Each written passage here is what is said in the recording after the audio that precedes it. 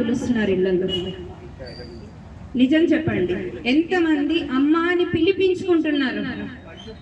మీ పిల్లలతోటి అమ్మ అని పిలిపించుకుంటున్నారు? నిజం మాట్లాడండి. ఎంతమంది డాడీ అని పిలిపించుకుంటున్నారు నాన్న కాకుండా? అక్కడే మన సంస్కృతి దెబ్బతింటోంది. మొట్టమొదటి స్టెప్, మొట్టమొదటి గురువుగా మన కుటుంబ వ్యవస్థలో అమ్మకి ఉన్నటువంటి గొప్ప స్థానాన్ని మనమే మమ్మీలుగా మార్చేస్తున్నాం. అమ్మ అని పిల్లలు పిలుస్తూ ఉంటే మమ్మీ అని పిలవరా? మోడర్న్ గా ఉంటుంది. ఇదా మన సంస్కృతి? మనల్ని ప్రశ్నించుకోవాలా? ఈ ధర్మానికి ప్రతీక అమ్మ అయితే ఈశ్వరుడు. ఈ అంటే ఈశ్వరుడు. ఎవరి ఈశ్వరుడు?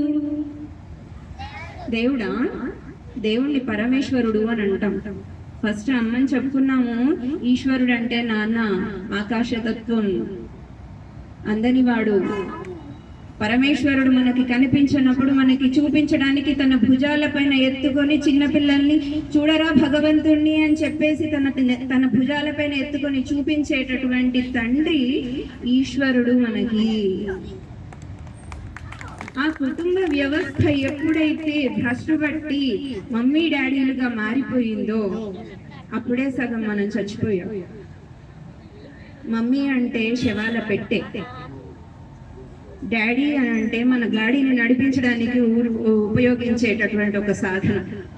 మన జీవన గాడిని నడిపించడానికి మనం ఒక సాధనంగా ఉపయోగించుకుంటున్నాం. డబ్బులు తెస్తున్నాడా నాన్న రాగానే జేబులో ఎదుగుదామా? నాన్న సినిమాకి పోతాను, డబ్బులు ఇస్తావా? ఇదా మనం కావాల్సింది? డాడీ డాడీ డాడీ, నా గాడి నడవడానికి నువ్వు కావాలి డాడీ, అంతేగాని ఇంకా దేనికి కాదు డాడీ. నాన్న అనండమ్మా, అమ్మ అనండమ్మా, అక్కడే వస్తాయి.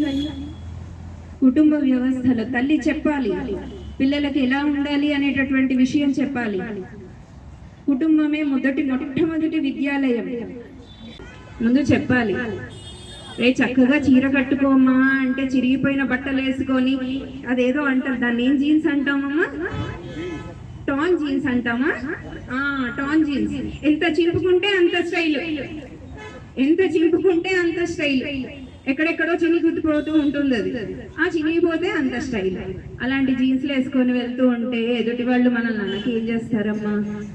నీ కూతురికి నువ్వు చెప్పుకోవాలమ్మా, లేకపోతే వేరే వాడు వచ్చి చెప్తాడు. నీ సామర్థ్యాన్ని నువ్వు తెలుసుకోకపోతే మరో సమర్థుడు వచ్చి నీ సామర్థ్యాన్ని ఉపయోగించుకుంటూ ఉంటాడు.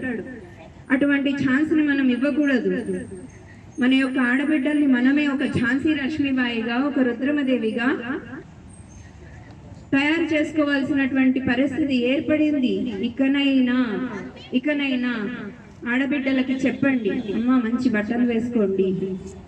అంతా చీపురు కట్టలే తప్పితే జుట్లు లేవు, పూలు పెట్టుకోవడానికి జుట్టు లేదు, షాంపూలు తప్పితే. పూలు పెట్టుకోవడానికి జుట్లు లేవమ్మా, షాంపూలు తప్పితే. ఆ షాంపూలు వాడి వాడి వాడి వాడి పూలు పెట్టుకోవడానికి జుట్లు ఉండవు. ఒక రోజు కుంకుడుకాయ కొట్టి అమ్మలు చక్కగా నూనె రాసి వాళ్ళకి అభ్యంగన స్నానం చేయించిన పాపాన పోతుంటే కదా ఈ రోజు కుంకుడుకాయన అంటే ఏంటి తెలుసా?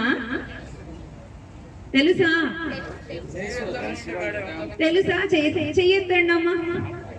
ఇక్కడ కొంచెం మంచి వాళ్ళే ఉన్నారండి, మన అదృష్టం కొద్ది తెలిసిన వాళ్ళే ఉన్నారు. వాడుతున్నారా అమ్మా? నిజాలు చెప్పండి. అప్పుడప్పుడన్నా వాడండి. సమయాభావం ఉన్నందు వల్ల మనం వాడట్లేదు, అప్పుడప్పుడన్నా వాడండి. స్వదేశీ వస్తువులను వాడుకుందాం. సభల్లో ప్రచారం చేసుకుంటాం మనం.